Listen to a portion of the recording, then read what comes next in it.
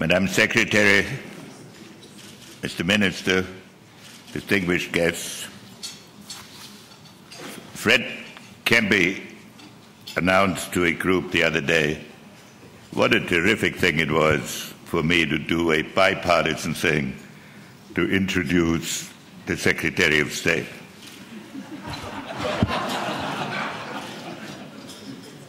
Of course, he had great courage. He didn't know what I was going to say yet. But I want to make one fundamental point.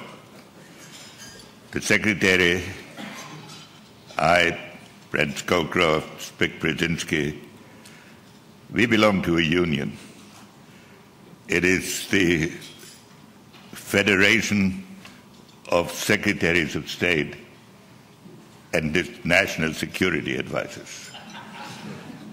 We are not partisan. We look at American foreign policy as a nonpartisan enterprise. We have learned that the challenges are endless, that problems don't get finally solved, but that every solution of one problem it's an admission ticket to another problem. So we have an obligation, each when in office, to be aware of the continuity, but also aware of the responsibility for the future. And those who are out of office have an obligation to have understanding, compassion, and for the maximum support that they can give to the incumbent, especially one we appreciate so much. So that is the basic attitude, and why I'm honored to have this privilege. The events we are celebrating here have been part of my life.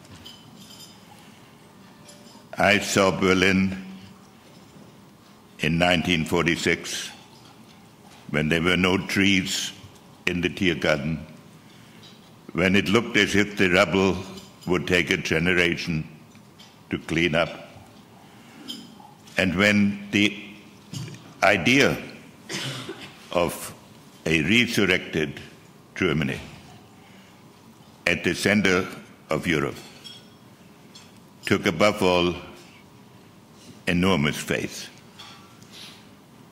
And the people of Berlin, the people of Germany, and the people of America, for whom this award is, to whom it's dedicated, had the courage and the faith to go on this long journey. In retrospect, historical achievements tend to look inevitable. But those who traversed that journey know how many difficult decisions had to be made. We remember the airlift and the Berlin ultimatums and the negotiations and the building of the wall. And at each stage, there had to be at least two components. One, that the confidence and faith of the German people in their future did not break. And secondly, that the commitment of America in these tasks would be sustained. And in each case, that happened to be the case. And even after the wall fell, it was not self-evident that Germany would be reunified. There were many ideas, even in Germany, that the outcome should be a German confederation of two independent or democratic states. So that was what we see today was not self-evident. And after unification was achieved, it was not self-evident that Germany could join NATO, that the new countries of Eastern Europe could both join NATO and join the European Union.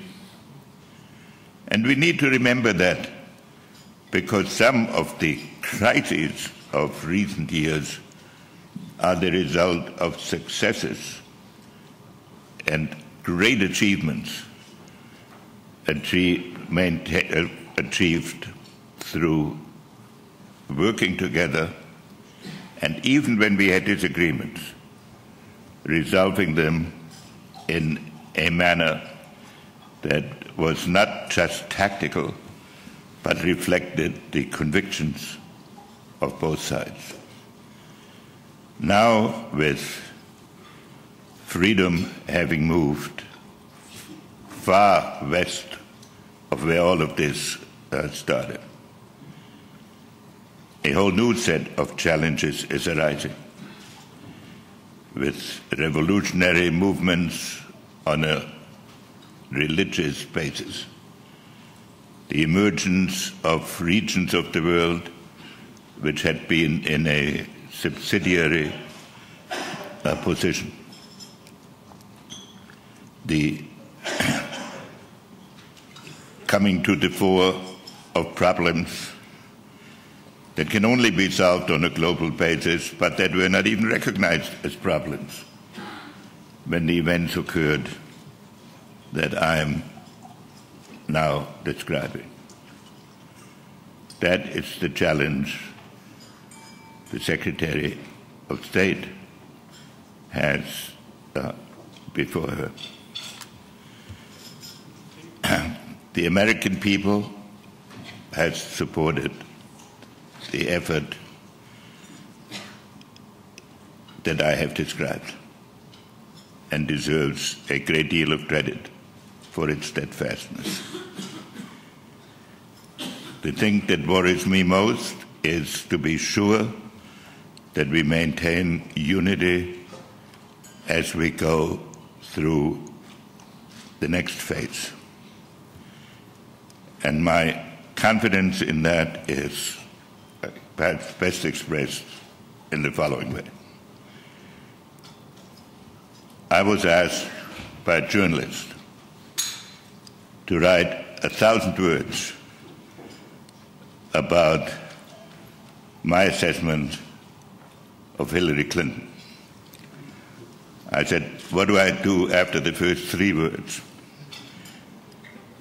He said, what are those 3 words? I said, I like Hillary.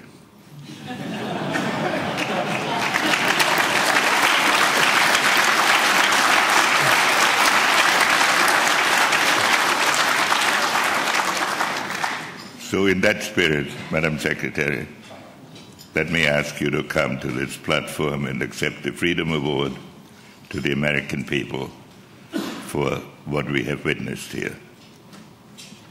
Madam Secretary.